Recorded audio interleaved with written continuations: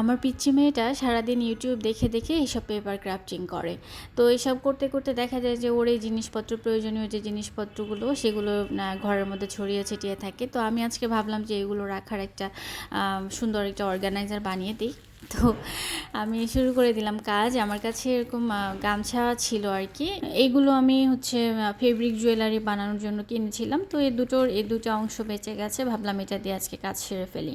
তো মাঝখানে দেওয়ার জন্য, মানে এটাকে একটু শক্ত করার জন্য আমি হচ্ছে চালের বস্তা কেটে নিয়ে, এখানে সমান করে কেটে নিয়ে মাঝখানে দিয়ে দিলাম, এবং উপরে নিচে হচ্ছে গামছা আর ফেব্রিকটা দিয়ে এটাকে স্টিচ করে নিতে হবে। এবং একইভাবে এখানে আরও একটা পার্ট কেটে নিতে হবে। আমাদের আসলে দুইটা পার্টের দরকার, কারণ একটা পার্ট হচ্ছে বেজ হিসেবে ইউজ করতে হবে, আর একটা পার্ট দিয়ে আমরা পকেট বানাবো।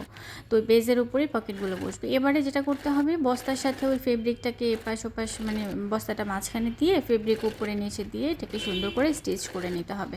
তো আমি 4টা সাইড আগে স্টিচ করে নিলাম। এরপরে হচ্ছে মাঝখানে স্টিচগুলো দিয়ে নিচ্ছি, কারণ যেহেতু ভেতরে একটা মোটা বস্তা টাইপের কিছু আছে, এটা কিন্তু একটু ফুলে ফুলে থাকতে পারে, যে কারণে পুরোটাই এভাবে সেলাই দিয়ে দিয়ে কাভার করে দিলে না জিনিসটা সুন্দর করে বসে থাকবে এবং দেখতেও সুন্দর লাগবে।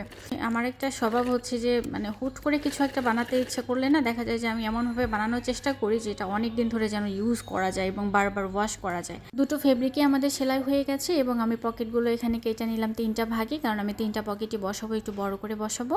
তো এবারে হচ্ছে বেসটার উপরে আমি পকেটগুলো দিয়ে একটু সুন্দর করে সাজিয়ে নিচ্ছি, যেভাবে আর কি সেলাইটা করতে হবে। এবং পকেটগুলোর উপরে এরকম গামছা ফেব্রিক দিয়ে এটাকে সুন্দর করে স্টিচ করে দিতে হবে, যেন দেখতে সুন্দর লাগে।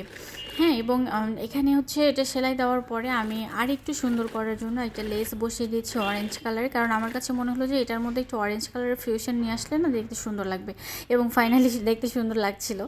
তো এই যে পকেটগুলো যেভাবে বসবে, যতখানি জায়গা জুড়ে বসবে, যতখানি ব্যাস নিব, আমি ফিতা দিয়ে মেপে নিয়ে এটাকে চক দিয়ে দাগ দিয়ে নিলাম। ঠিক ওই দাগ অনুযায়ী আমি এটাকে সেলাই করে নিব চারপাশ দিয়ে। প্রথম পকেটটা নিতে হবে, তারপরে মাঝেটা, তারপরে একদম নিচের পকেটটা, এইভাবে সেলাই করতে হবে, তা না হলে কিন্তু সেলাই বসবে না।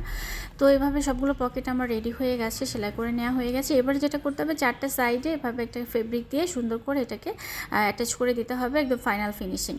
তো এটা ফিনিশিং দেওয়ার পরে এবার আমার উপরের পার্টটায় চলে আসে। উপরের পার্টটা আমি একটু ফোল্ড করে নিলাম, এবং ফিতা একটা বানিয়ে নিলাম, যেটা দিয়ে আমি ঝুলিয়ে রাখবো।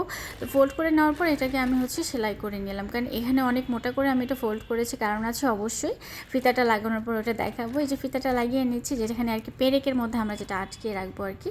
তো এটাকে আটকিয়ে নেওয়ার পরে আমি হচ্ছে এখন দেখাচ্ছি যে স্টিক, এটা একটা নর্মাল একটা ছোট্ট একটা স্টিক ছিল, আমি সেটার মধ্যে গামছা দিয়ে পেঁচিয়ে পেঁচিয়ে একটু মোটা করে নিয়েছি, এবং ওই আটকানোর জায়গাটার মধ্যে এটাকে ইন করে দিলাম। তাহলে যেটা হবে, এটা আর বাঁকা হবে না, একদম সোজা হয়ে সুন্দরভাবে বসে থাকবে। যে দেখতে পাচ্ছেন ছবিতে, ঠিক এইভাবেই বসে থাকবে।